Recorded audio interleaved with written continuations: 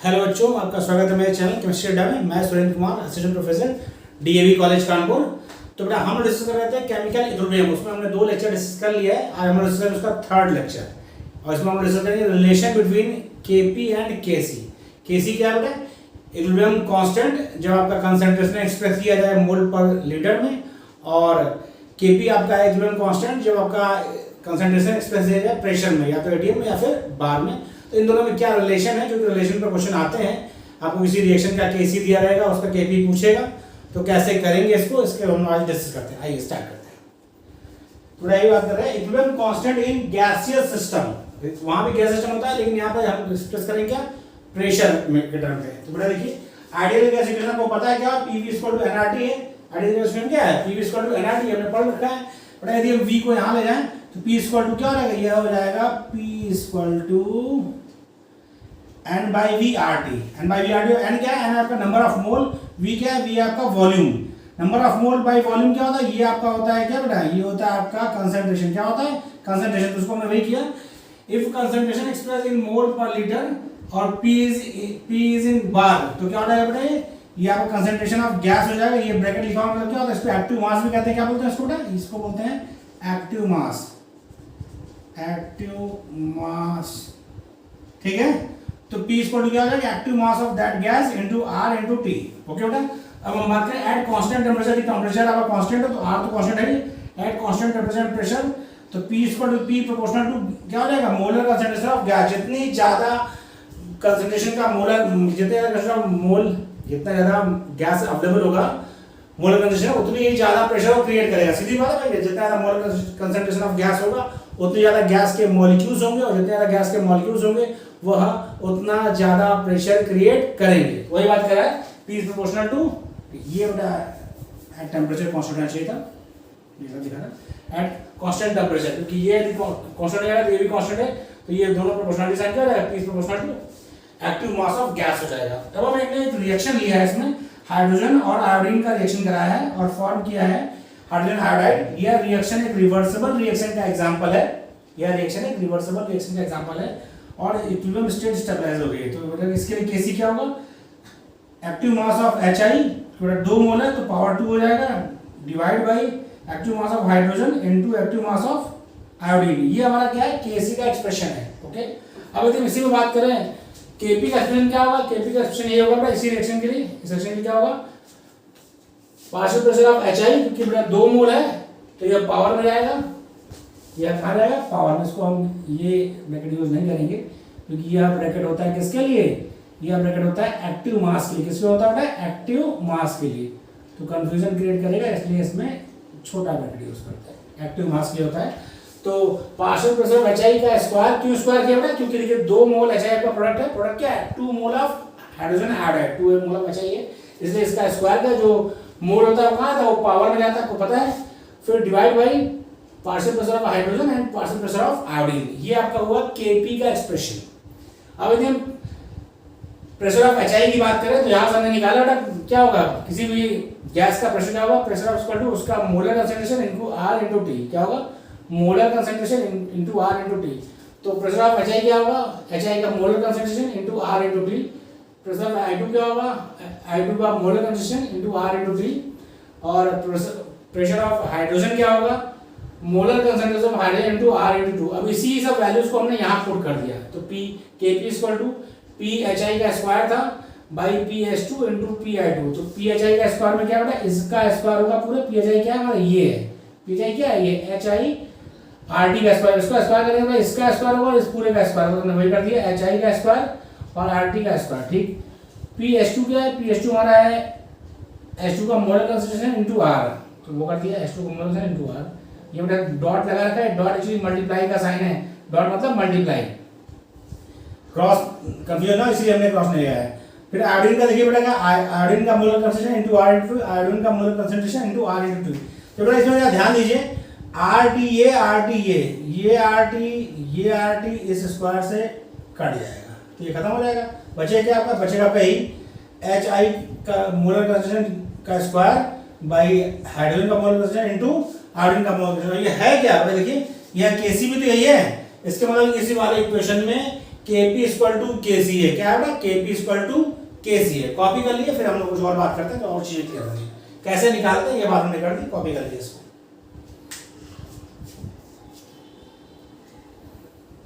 Copy कर लिया, copy हो गया बेटा, कर दूं?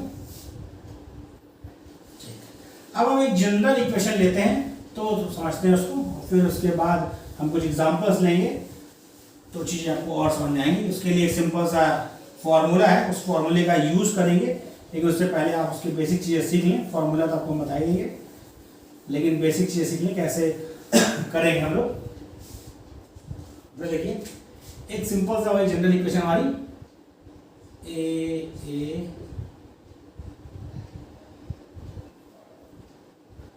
प्लस बी रिवर्सिबल रिएक्शन है ये, और एग्जाम्पल है सी प्लस डी है। बड़ा इसके लिए यदि हम Kc का मान इस रिएक्शन के लिखे, रिएक्शन एग्जाम्पल है तो क्या होता था, मोलर कंसंट्रेशन ऑफ C का power C, molar concentration of D का power D divide by molar concentration of A का power A, molar concentration of B का पावर B। ये होता है हमारा एक्सप्रेशन। ओके, अब हम यदि बात करें प्रेशर ऑफ A तो क्या होगा, molar concentration of A RT। Pressure of B की बात करें तो मोलर कंसंट्रेशन ऑफ B, क्योंकि आपको पता है P इक्वल टू क्या था, N/V/RT, या P equal to molar concentration into RT। ये आपको पता है, इसी का हमने यूज किया है। इसका निकालना है, उसका molar concentration into RT, PV का molar concentration of B into RT, और PC क्या होगा, वो होगा आपका molar concentration of C into RT, और D क्या होगा बेटा, molar concentration of D into RT। यहाँ तो मुझे तो कोई दिक्कत नहीं है, क्योंकि आपको होता है PV इक्वल टू NRT, तो P इक्वल टू क्या होगा, P इक्वल टू होगा N/V/RT। N/V क्या, number of moles divide by volume in litre, वो होता है आपका मोलर कंसंट्रेशन। हमने ये जो ब्रैकेट वाला क्या होता था, ये होता था एक्टिव मास। क्या होता था, एक्टिव मास। एक्टिव मास का होता है, एक्टिव मास और कुछ नहीं है, एक्टिव मास का होता है मोलर कंसंट्रेशन होता है। RT तो हमने इसको अप्लाई करके प्रेशर ऑफ A मतलब molar concentration of A into RT, pressure of B molar concentration of B into RT। सब बेटा गैसेस में, मैंने लिखा नहीं, अंडरस्टूड है कि गैसेस में है। यदि आपको कंफ्यूजन है तो मैं लिख दूं, ताकि यानी सब के सब क्या है, गैसेस में। होमोजेनियस सिस्टम मान के दिया जाता है, अंडरस्टूड होता है, ठीक है। B मतलब molar concentration of B into RT, PC मतलब molar concentration of C into RT, PD मतलब molar concentration of D into RT।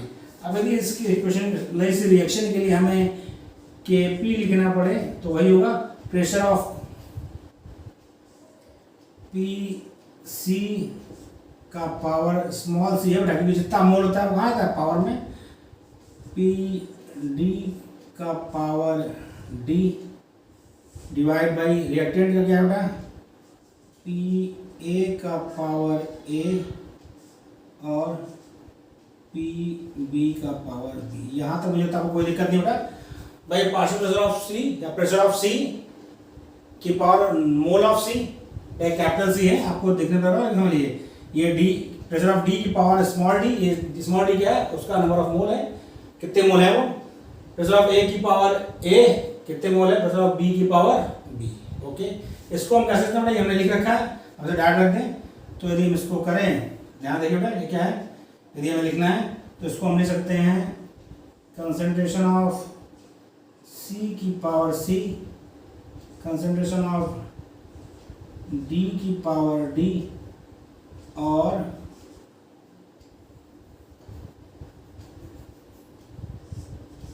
RTC plus D। कोई दिक्कत नहीं, divide by concentration of A का power A, concentration of B का power B, RT का power A minus B। कोई दिक्कत, पर A प्लस B, यहाँ तक कोई दिक्कत नहीं किसी को, कोई दिक्कत बताइएगा, ठीक है, नहीं कोई दिक्कत नहीं है। अब आप ध्यान दीजिए, ये जो इतना पोर्शन है, ये इतना पोर्शन, ये क्या है, ये इसके बराबर है। इसको और कैसे लिख सकते हैं, इसको लिख सकते हैं, थोड़ा एक स्टेप और बढ़ा दें हम, यहाँ लिख रहे हैं c की पावर c d की power d divide by a की पावर a b की पावर b। अब बताइए ध्यान से, यदि ये ऊपर जाएगा तो क्या माइनस में जाएगा, यानी r t का power c plus D minus a plus B. कोई दिक्कत नहीं है। दिख रहा होगा आपको c प्लस डी, यदि नहीं दिख रहा है तो सुन लीजिए, देखो बड़ा छोटा दिख रहा है तो आप सुन लीजिए क्या होगा, आर टी की power c plus D minus A plus B. ये हो गया। तो देखिए ये जो आपका इक्वेशन है, यह जो एक्सप्रेशन है इतना छोटा हो जाएगा जगह कम है, ठीक। ये जो एक्सप्रेशन है क्या होगा, ये एक्सप्रेशन यही है। इधर कॉपी हो गया आपका, इधर मैं बता दूं। तो जनरल रिएक्शन बना, जो जनरल रिएक्शन बनेगा वो क्या होगा, वो कॉमन रिएक्शन जो हमें यूज करना है सब जगह, कभी भी केपी और केसी में रिलेशन पूछेगा तो हमें यही एक्सप्रेशन यूज करना है। वो क्या है बेटा, वो है आपका केपी इक्वल टू केसी। केसी हो गया, ये इतना पोर्शन में लिखा था केसी है, ठीक।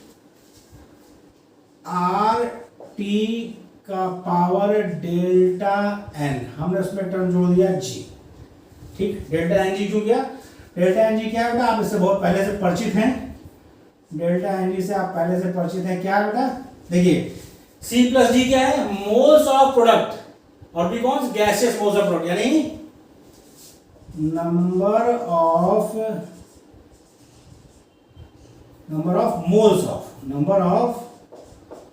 moles of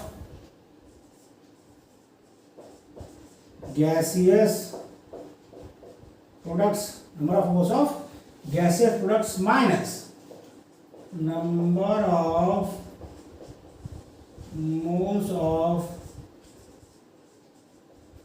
gaseous reactant, number of moles of gaseous product minus number of moles of gaseous reactant। ये क्या है, डेल्टा एन जी है। आपको यह इक्वेशन यूज करना है जब भी आपसे केपी और केसी में रिलेशन पूछेगा, तो KP equal to KC R T delta NG होता है। यहाँ पर डेल्टा एनजी क्या है, number of moles of gaseous product minus number of moles of gaseous reactant. अभी हमने क्वेश्चन किया था जस्ट पहले, हमने उसमें पूरा ड्राइव किया था, इसके लिए बताएं H2 gaseous plus I2 gaseous reaction करके बन रहा था 2HI। इसके लिए हमने पूरा ड्राइव किया था, इसको हम डायरेक्टली कर रहे हैं। बड़ा इसके लिए आपको केपी लिखना है, तो केपी इक्वल टू क्या होगा, केसी आर टी की पावर डेल्टा एन जी, ये हमारा फॉर्मूला है। डेल्टा एन जी क्या है, number of moles of gaseous product minus number of moles of gaseous reactant. तो ये क्या होगा बेटा, के सी की इंटू आर टी की पावर क्या, गैसेस प्रोडक्ट कितना है 2 मोल माइनस, और गैसेस रिएक्टेंट कितना है वो भी 2 मोल। तो इसका क्या होगा 2 - 2 मतलब 0, आर टी की पावर 0 का मतलब क्या होगा 1, किसी का पावर 0 का मतलब क्या होता है 1 होता है। इसके मतलब के पी इक्वल टू के सी, क्या होगा के पी इक्वल टू के सी, क्योंकि आर टी की पावर 2 - 2 मतलब आर टी की पावर 0, आर टी की पावर 0 का मतलब क्या होगा 1 होगा। क्या होगा बेटा, आर टी की पावर 0 का मतलब क्या होगा 1 होगा। क्या होगा, कहते हैं लीजिए, ये फिर किसी पावर 0 हो जाएगा, किसी पावर 0 का मतलब क्या होता है 1 होता है। तो बेटा ये आपका 1 हो जाएगा, तो ये आपका 1 इंटू केसी हो जाएगा। ओके, कॉपी कर लिए, फिर हम लोग कुछ और क्वेश्चन करते हैं। इधर बेटा कॉपी कर लिया आपने, तो हम कुछ आपको इक्वेशन लिख रहे हैं, कुछ रिवर्सिबल रिएक्शन बता रहे हैं, उन रिवर्सिबल रिएक्शंस का हम लोग केपी केसी रिलेशन करेंगे। तो कॉपी कर लीजिए। ओके बेटा कॉपी। अब हम लोग कुछ रिएक्शंस बताते हैं, उसका हमें केपी और केसी में रिलेशन करना है।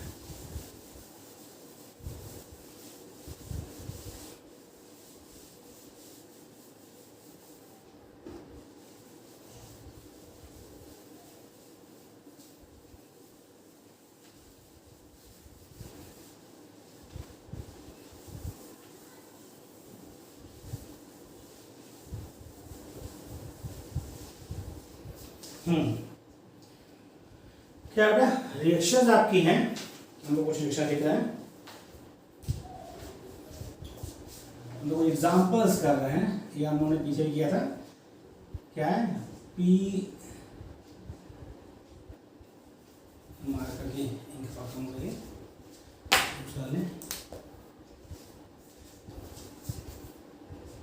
PCl5 PCl3 प्लस Cl2 सब गैसियस में है बेटा। ओके, इसमें Kp कैसे लिखना है, पहला हमारा हो गया, दूसरा हमारा है, कर लिया हमने दूसरा तो भी, हाँ N2 plus 3H2 2NH3। Okay, तीसरा हमारा है 4NH3 5O2 4NO और 6H2। ओके, एक कॉपी हो गया इधर का, एक क्वेश्चन और लिखते हैं फिर हम खेले। ये कॉपी कर लिया बेटा आपने?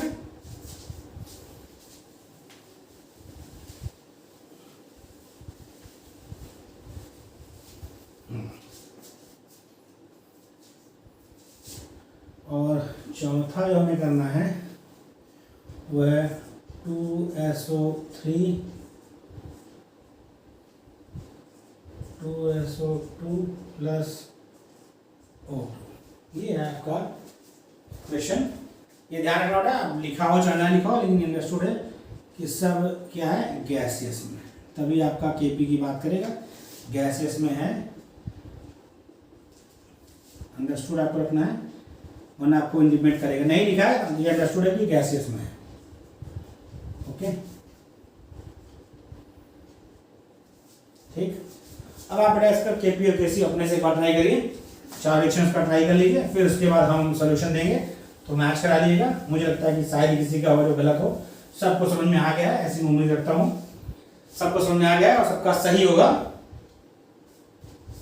बेटा कोशिश कर लीजिए आप, फिर मैं अपना आंसर दूं।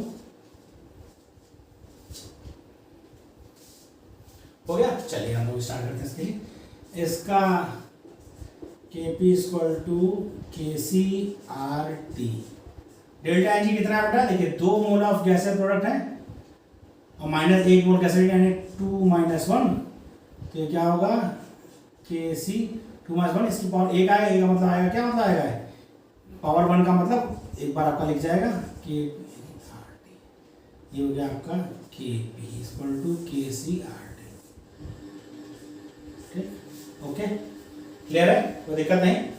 इसका लेते हैं, इसका बेटा देखिए Kp इक्वल टू KCRT का पावर क्या होगा बेटा, प्रोडक्ट 2, और क्या हो गया 2, और रिएक्टेंट कहाँ है बेटा, रिएक्टेंट आपका क्या 3 और 1 4 -4, ये आपका होगा KCRT की पावर -2, RT की पावर -2। ओके, कोई दिक्कत नहीं, ठीक है आगे बढ़ते हैं। आगे देखिए ये क्या बेटा आपका, हाँ इसके लिए देखिए, इसके लिए Kp equal to Kc, RT लिखिए, RT की पावर डेल्टा N लिखना है, मतलब number of moles of gaseous product कितने हैं 6 4 10 10 माइनस 5 4 9, तो 5 ये 4 ये 5 4 9, तो ये आपका होगा 10 9 एक ही बचेगा, तो Kp equal to KCRT। Okay, कोई दिक्कत नहीं, आपने देखा सब हम लोग आसानी से कर ले रहे हैं, और आप मुझे लगता है आपने खुद से कर लिया होगा, क्योंकि आपने किया होगा, सही किया होगा। यदि बड़े कहीं कोई दिक्कत है तो थोड़ा एक बार पूरा लेक्चर रिवाइज कर लीजिएगा, चीज़ें अच्छे से समझ में आएंगी। इसका देखिए बेटा Kc क्या होगा, मैं Kp Kc रिलेशन, इसका Kp equal to KC RT की पावर डेल्टा Ng प्रोडक्ट का क्या बेटा 2 मोल ये 1 मोल ये, 3 मोल गैसेस प्रोडक्ट है माइनस 2 मोल गैसेस रिएक्टेंट है, तो यहाँ भी क्या होगा Kp equal to KCRT। Okay, तो आपने देखा बहुत आसानी से आपको ये फॉर्मूला याद है, उससे आपने आसानी से किसी भी रिएक्शन जो दी हो उसमें केपी और केसी में रिलेशन आप निकाल सकते हैं। ओके बेटा, कॉपी कर लिए, फिर हम आगे बढ़ते हैं। आगे क्या पढ़ना है बेटा हमें? आगे हमारा है एप्लीकेशन ऑफ, नेक्स्ट डिस्कस करना है application of equilibrium constant. Application of equilibrium constant क्या है बेटा? एप्लीकेशन क्या है? एप्लीकेशन है, पहला एप्लीकेशन है फर्स्ट प्रेडिक्ट, मतलब पता लगाना, predict the extent of reaction, मतलब रिएक्शन के एक्सटेंट बताता है कि आपका किधर फेवरेबल होगी किधर फेवरेबल नहीं होगी, एक्सटेंट ऑफ रिएक्शन। उसमें क्या होता है आप समझिए, इसमें पॉइंट क्या है, larger the value of equilibrium constant, larger the value of equilibrium constant कितना है, ग्रेटर देन 10 की पावर, ग्रेटर देन क्या हो, 10 की पावर 3 हो, 10 की पावर 3 या उससे ज़्यादा हो 3। उसका मतलब क्या होगा बेटा? तो बताया आपका forward reaction is favoured, is, भाई ये सीधी सी बात है बेटा, जो भी आप केपी कैसे लिखते हैं उसमें क्या होता है, प्रोडक्ट का कंसंट्रेशन डिवाइड बाय रिएक्टेंट का कंसंट्रेशन। इसके मतलब क्या होता है, प्रोडक्ट कंसंट्रेशन ज्यादा होगा, भाई केसी की वैल्यू ज्यादा मतलब प्रोडक्ट कंसंट्रेशन ज्यादा, प्रोडक्ट कंसंट्रेशन ज्यादा मतलब फॉरवर्ड रिएक्शन फेवरेबल है। इसे अगर है फॉरवर्ड रिएक्शन फेवर्ड होगी, that is concentration of concentration of product is much larger than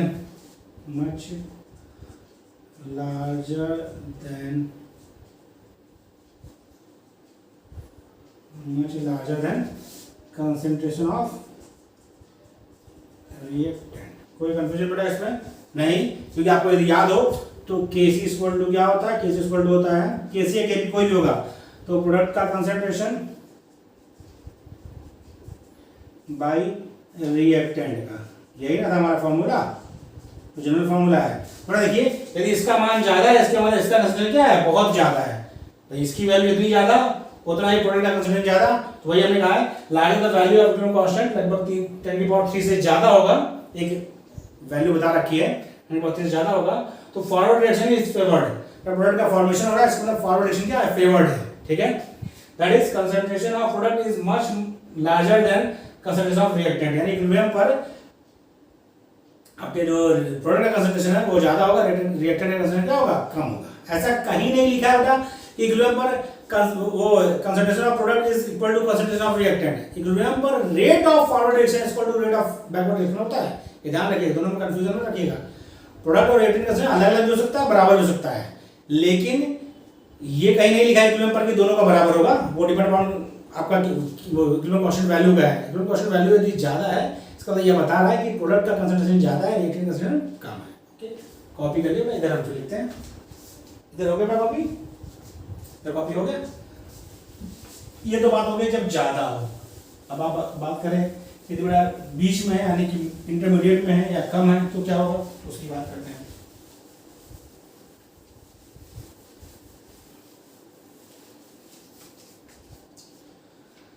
अगला है आपका नेक्स्ट पॉइंट, इंटरमीडिएट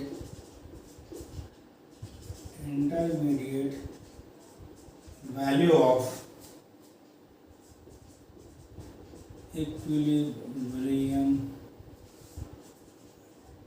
कांस्टेंट, कितना बेटा 10 की पावर -3 से 10 की पावर 3 तक हो, इसके बीच में हो, तो क्या शो कर रहा है, शो दैट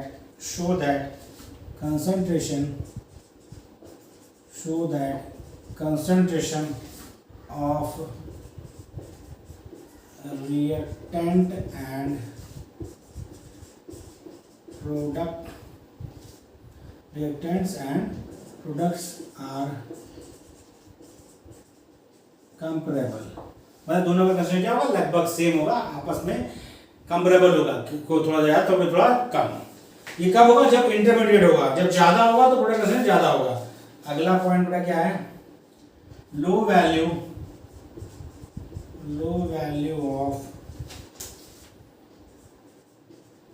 इक्विलिब्रियम कांस्टेंट, मतलब लेस देन 10⁻³ भाई, मोर देन 10⁻³ तो प्रोडक्ट ज्यादा, 10⁻³ से 10⁻+3 के बीच तो दोनों का कंपेरेबल, और यदि लेस देन 10⁻³ है तो क्या है बेटा, show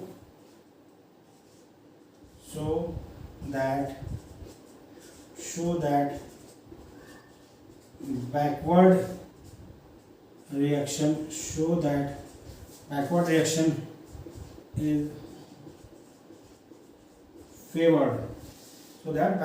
is favored, that is concentration of reactant is much larger।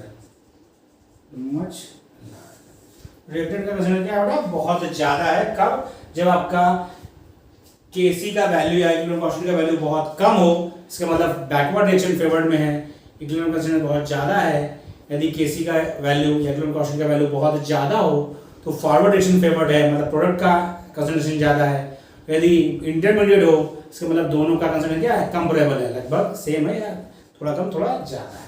अगला जो कॉन्सेप्ट हमारा वो है, दूसरा जो हमारा कॉन्सेप्ट है वो क्या है,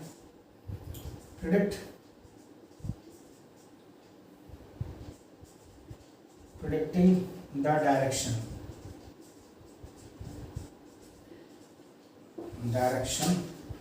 of reaction यानी रिएक्शन किस साइड में चल रहा है, इसके लिए सिंपल रिएक्शन हमने लिखी AA plus BB, general reaction बेटा प्लस DB। इसमें आता है आपका Q रिएक्शन कोएफिशिएंट, बोलते हैं कंसंट्रेशन कोएफिशिएंट। कंसंट्रेशन कोएफिशिएंट क्या होता है बेटा, ये आपका क्या होता है, ये होता है concentration ratio of product and reactant, concentration of product and reactant at any stage of reaction except equilibrium। बहुत इंपॉर्टेंट लाइन है बेटा, यानी रिएक्शन कोऑर्डिनेट क्या है, कंसंट्रेशन कोऑर्डिनेट आपका, इसको QC से नोट करते हैं। किससे करते हैं बेटा, QC से नोट करते हैं। यह रेशियो है, रेशियो क्या है, ये ratio of product concentration and reactant concentration at any stage of reaction except equilibrium, यानी इक्विलिब्रियम के अलावा किसी भी स्टेज पर यह प्रोडक्ट और रिएक्टेंट का कंसंट्रेशन रेशियो है। यानी QC इक्वल टू होता है C की पावर C D की पावर D बाई A की पावर A और B की पावर। बहुत ध्यान रखिए, QC का जो ये है रिएक्शन कोऑर्डिनेट है, क्या है देखिए, इसे बोलते हैं कंसंट्रेशन कोऑर्डिनेट। इसके लिए टर्म यूज किया है QC। कंसंट्रेशन कोऑर्डिनेट क्या है, concentration ratio of product and reactants, ratio of products and reactants at any stage of reaction except equilibrium. यानी यह कंसंट्रेशन कोऑर्डिनेट जो है वह ratio of concentration of product and reactant है एट एनी स्टेज, किसी भी स्टेज पर, लेकिन यह इक्विलिब्रियम पर ना हो। ये है आपका कंसंट्रेशन कोऑर्डिनेट। ठीक है बेटा, इसे कॉपी कर लिए, फिर इस पर रिलेशन आते हैं, क्या दोनों का रिलेशन क्या होगा, कैसे डिसाइड होगा। हो गया बेटा, कॉपी बता दीजिए। ये बेटा क्या होगा, एट एनी स्टेज आपको कंसंट्रेशन देगा चारों का, मतलब उसका eight any stage of reaction आपको रिएक्टेंट और प्रोडक्ट का कंसंट्रेशन देगा और Kc का मान देगा, इक्विलिब्रियम कांस्टेंट का मान देगा। आपसे पूछेगा कि रिएक्शन मतलब कि कैसे फेवर्ड है, इक्विलिब्रियम में है, फॉरवर्ड डायरेक्शन में जा रही है कि बैकवर्ड डायरेक्शन में जा रही है, उसी की बात की जा रही है।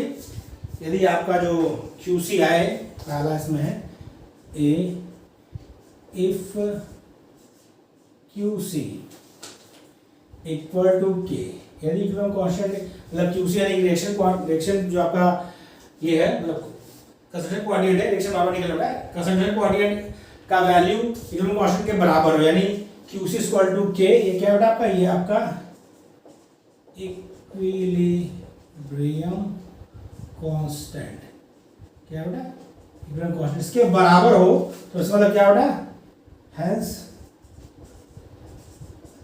रिएक्शन इज इन इक्विलिब्रियम, इसका मतलब रिएक्शन कहाँ है, इक्विलिब्रियम पर है, ठीक। अब यदि दूसरा क्या बेटा, इफ QC ग्रेटर देन के है, QC ग्रेटर देन के है, इसका क्या, इसका मतलब है reaction will proceed in backward direction, बहुत ध्यान रखिए बेटा। तो बेटा क्या है, यदि आपका QC का मान यानी कंसंट्रेशन कोऑर्डिनेट का मान KC इक्विलिब्रियम कांस्टेंट से ज्यादा है, इसका मतलब क्या है, रिएक्शन बैकवर्ड डायरेक्शन में जाएगी, कहां जाएगी, रिएक्शन बैकवर्ड डायरेक्शन में जाएगी। यदि C, यदि आपका if Q is less than K, if Q is less than K तो क्या होगा बेटा, इसका मतलब आपका QC क्या है, QC बढ़ना चाहता है, QC tend to increase, hence reaction will proceed in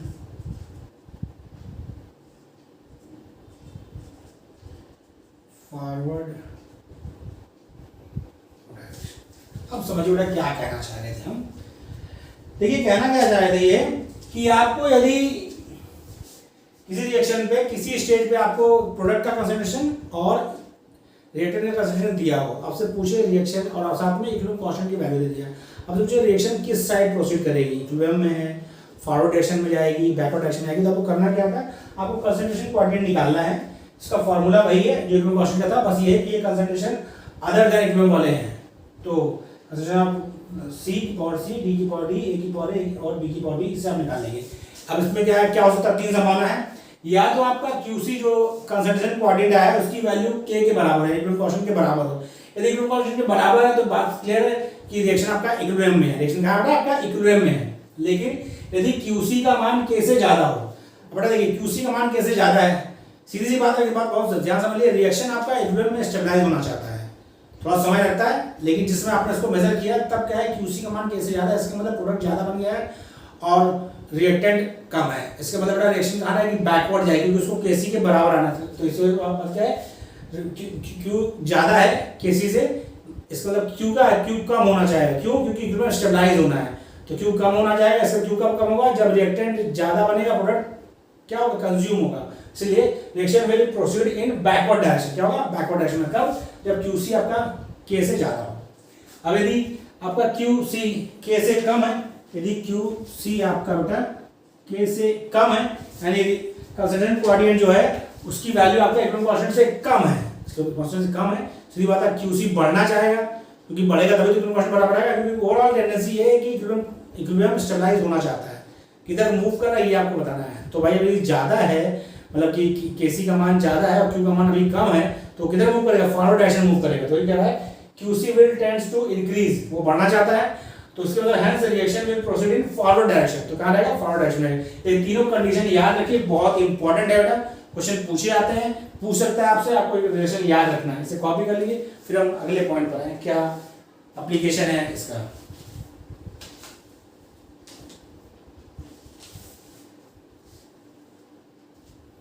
copy कर लिया बेटा। अब अगला जो आपका है बेटा वो ये है कि उससे आपको जो है पूछ सकता है आपसे इक्विलिब्रियम कांस्टेंट से कि कौन सा मतलब कि किसका कितना कंसंट्रेशन बचा है, कौन कितना खर्च हो गया है, इस तरह के भी आते हैं। Degree of dissociation, degree of ionisation, इस तरह क्वेश्चन आते हैं। उस पर हम लोग एक क्वेश्चन करेंगे तो वो कौन सा हमारा थोड़ा क्लियर होगा, उसकी बात करते हैं। बेटा ये भी कॉपी कर लिया आपने, इसको बता दो, कॉपी कर लिया है, स्क्रीनशॉट ले लीजिए। ओके, तो अब हम लोग एक क्वेश्चन करेंगे उस कॉन्सेप्ट के लिए, तो उसकी बात हो जाएगी। तो हमने चीज़ें धीरे करके हम लोग डिस्कस कर रहे हैं। ओके, हम लोग देखते हैं क्या होगा। कैलकुलेट, इसके बाद ये हम लोग का जो थर्ड एप्लीकेशन है, तीसरा एप्लीकेशन है, वो है कैलकुलेट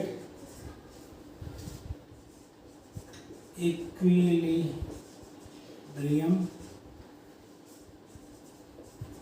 कंसंट्रेशन।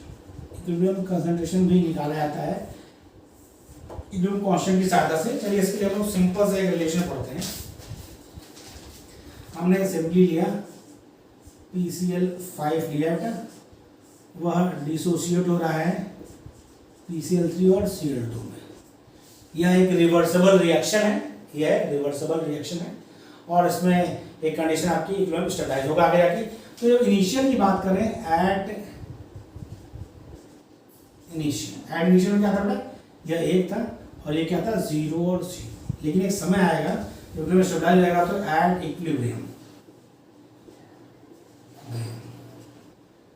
तो ये क्या बनेगा, ये x बनेगा और ये भी x बनेगा। क्योंकि देखिए ध्यान रखिए बनता कैसे है, जितना मोल होगा, यदि ये 2 होता तो 2x होता, यदि ये 3 होता 3x होता। यहाँ पे भी 1 है, तो इसलिए ये भी x है। ये हमने मान लिया x आपका PCl5 आपका 1 मोल था, तो यहाँ से PCl5 आपका सॉरी 1 मोल क्या हो गया, डिसोसिएट हो गया। जब 1 मोल डिसोसिएट हो गया तो 1 मोल PCl3 बनेगा और 1 ही मोल आपका ये बनेगा। तो इसी तरह हमने माना कि x आपका डिसोसिएट हो रहा है, तो जब x क्या है 1 है, x डिसोसिएट हुआ तो x ये बनेगा, x ये बनेगा। आपसे पूछेगा यदि इसके लिए KC तो क्या होगा, x बड़े कंसंट्रेशन आपका है x इंटू डॉट लगा दें, x dot x divide by 1 minus x। ये कंसंट्रेशन बड़ा मोल, ये आपका क्या है, हम लिख दें फिर से, कंसंट्रेशन एट इनिशियल और ये कंसंट्रेशन एट इक्विलिब्रियम। तो कितना हो गया बेटा, ये हो गया आपका x² 1 माइनस x। ये रिलेशन है। आपको यदि दे x का वैल्यू दे, x का मतलब परसेंटेज बता दे, तो आप आसानी से KC निकाल सकते हैं। यदि KC दे रखा है, KC दे रखा है, तो आप जो है इसमें x की वैल्यू भी निकाल सकते हैं। ओके बेटा, इस तरह के क्वेश्चन आते हैं, खूब पूछे जाते हैं, और हम लोग ये क्वेश्चन डिस्कस करेंगे जिससे चीज क्वेश्चन बेटा ध्यान रखिए। इक्विलिब्रियम में क्वेश्चन आपको लंबा होगा, पढ़ने में आपको बड़ा दिखेगा, लेकिन क्वेश्चन बड़ा दिखने का मतलब ये नहीं क्वेश्चन बहुत कठिन है। क्वेश्चन बड़ा इसलिए होता है बेटा क्योंकि उसमें कथन थोड़ा ज़्यादा होता है, पूरी स्थिति आपको बतानी पड़ती है क्या क्या हो रहा है। तो क्वेश्चन की लंबाई चौड़ाई मोटाई ज़्यादा होगी, लेकिन उसे सॉल्व करेंगे तो बहुत आसान से निकले हो जाएगा। जैसे होता नहीं, कहावत है खुदा पहाड़ निकली चुहिया, तो ये हाल है। क्वेश्चन तो बड़ा रहता है लेकिन आसानी से हो जाता है, बस थोड़ा आप उससे प्रैक्टिस करिए। तो क्वेश्चन हम लोग लिखते हैं। पहले क्वेश्चन क्या है बेटा, क्वेश्चन ध्यान से सुनिए। क्वेश्चन क्या है, 2 मोल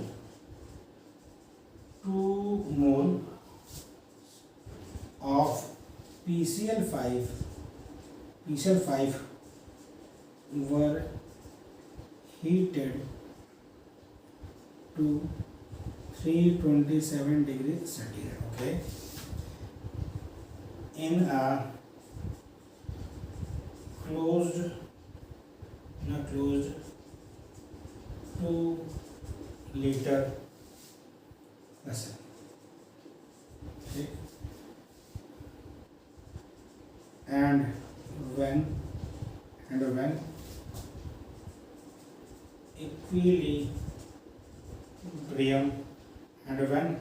equilibrium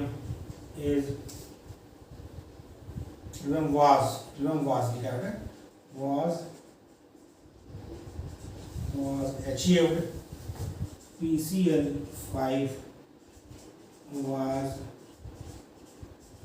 found to be 40%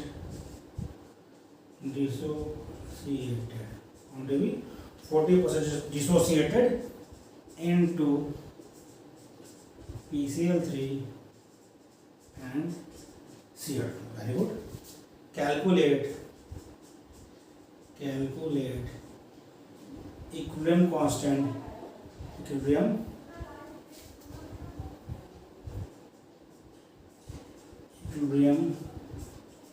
constant. Very good. Equilibrium constant Kc for the reaction. इस रिएक्शन के आपको इक्विलिब्रियम कांस्टेंट निकालना है। इस रिएक्शन के आपको इक्विलिब्रियम कांस्टेंट क्या करना है? निकालना है। ओके, ठीक। क्वेश्चन करिए आप, एक बार खुद से ट्राई करिए तो फिर हम बताते हैं। एक बार आप कोशिश करिए, फिर से खुद से बड़ा कोशिश करिए, अपने से प्रयास करिए। ये आपको हमने उसी का रिएक्शन दिखा रखा है, ठीक है बेटा। चलिए हम आपको बताते हैं। तो पहले आप हम बात करें PCl5 की। देखिए PCl5 का कितना था? 2 मोल हमने लिया, N/V होगा, 2 मोल लिया, और वॉल्यूम कितना था वेसल का? 2। देखिए क्वेश्चन पढ़ने से पढ़िए, ये 2 मोल दिया है, ये 2 मोल दिया है, तो N/V करेंगे तो ये आ जाएगा 1। क्या आ जाएगा? 1। फिर क्या बोला बेटे? फिर बोला आपको 40% डिस्ट्रीब्यूट होता है, तो आप इसको रिएक्शन लिख लिए पहले। PCl5 टूटता है इसमें PCl3 और Cl2, ठीक है। एट इनिशियल क्या था? इनिशियल पे था या 1 मोल था, देखिए 1 मोल पर था, 1 मोलर था, तो इनिशियल पे ये 0 था या 0 था। एट इक्विलिब्रियम क्या हुआ? उसने कहा कि यह डिस्ट्रीब्यूट होता है, कितना डिस्ट्रीब्यूट होता है? देखिए बेटा 40%। 40% मतलब क्या हुआ? 40% को यदि करें तो 40% इक्वल टू क्या होता है? 40% का मतलब होता है बेटा 40/100 इक्वल टू कितना है? ये 0.4। क्या है? 0.4। तो यह PCl5 जो है 40% डिसोसिएट कब हुआ? इक्विलिब्रियम पर। कब हुआ बेटा? इक्विलिब्रियम पर। And when equilibrium was achieved, PCl5 was found to be 40% dissociate. 40% dissociate हुआ, 40% क्या हुआ? 0.4। तो कितना टूट गया? 0.4। इसमें से क्या हुआ? PCl5 टूटकर PCl3 और PCl2 बनाया, तो ये आपका हो गया 0.4। ठीक है, 0.4। और जितना ये डिसोसिएट होगा सॉरी, उतना ही तो ये बनेगा 0.4 ये बनेगा, 0.4 ये बनेगा। देखिए बेटा पहली बात तो ये कंफ्यूजन मत रखिएगा कि सर यहाँ तो 0.4 घटा रहे हैं आप और यहाँ दोनों जगह 0.4 बना रहे हैं बेटा, तो इससे टूट कर बना है, इससे टूट कर बना है। PCl5 का एक मॉलिक्यूल टूटेगा, एक मॉलिक्यूल PCl3 देगा और एक मॉलिक्यूल Cl2 का देगा। उसी तरह जब इससे 0.4 इसका मोलरिटी इसकी मोलर इसका मॉलिक्यूल कंसंट्रेशन टूटेगा तो 0.4 ये भी देगा, 0.4 ये देगा, क्योंकि यहाँ पर 1 का रिलेशन है। यदि यहाँ पर 2 होता तो ये 2 इंटू इतना टूटता, या 2x की वैल्यू इतनी होती, तो यहाँ पर x होता तो उस हिसाब से करेंगे। हम क्वेश्चन करते हैं, लेकिन ध्यान रखिए क्योंकि यहाँ 1 का रिलेशन है, तो जितना यहाँ से ब्रेक होगा उतना ही दोनों फॉर्म होंगे। अब हम बात करें KC की, तो देखिए क्या होता है हमारा फॉर्मूला? PCl3 प्रोडक्ट का कंसेंट्रेशन, फिर रिएक्टेंट मतलब प्रोडक्ट का कंसेंट्रेशन का मल्टीप्लाई बाय रिएक्टेंट का कंसेंट्रेशन। ओके, कंसेंट्रेशन ब्रैकेट बड़ा, ठीक, ब्रैकेट बड़ा रखना है। कंसेंट्रेशन की बात की ना, तो तरीका सही है। PCl3 कितना होगा? 0.4 इंटू 0.4 डिवाइड बाई ये कितना होगा? हटा दीजिए, ये आपका आएगा 0.6 बाई 0.6। इसको आप सॉल्व कर लीजिएगा, आंसर आपको मिल जाएगा। कितना होगा? 416 0.16 डिवाइड बाई 0.6 आप सॉल्व कर लीजिएगा, आंसर आपको मिल जाएगा। तो देखा बहुत सिंपल तरीका है करने का। आपने रिएक्शन लिखा, आपको मोल दे रखा था, वॉल्यूम देखा था, आपने उसका क्या लिया? मोलरिटी निकाल लिया, उसका कंसंट्रेशन निकाल लिया। इनिशियल में ये रहेगा तो जब रिएक्शन शुरू होगी बेटा तो ये तो बना ही नहीं रहेगा, तो 0 लिख दो। उसने बताया कि इक्विलिब्रियम पर आपका 40% डिस्ट्रीब्यूट हो जाएगा। 40% मतलब होता है 0.4, तो ये 40% आपका PCl5 डिस्ट्रीब्यूट हुआ, तो सीधी बात जितना डिस्ट्रीब्यूट होगा क्योंकि 1 का रिलेशन है, उतना ही PCl3 और उतना ही PCl3 और उतना ही Cl2 बनेगा, क्योंकि PCl5 से ही तो टूट के PCl3 और Cl2 बन रहा है।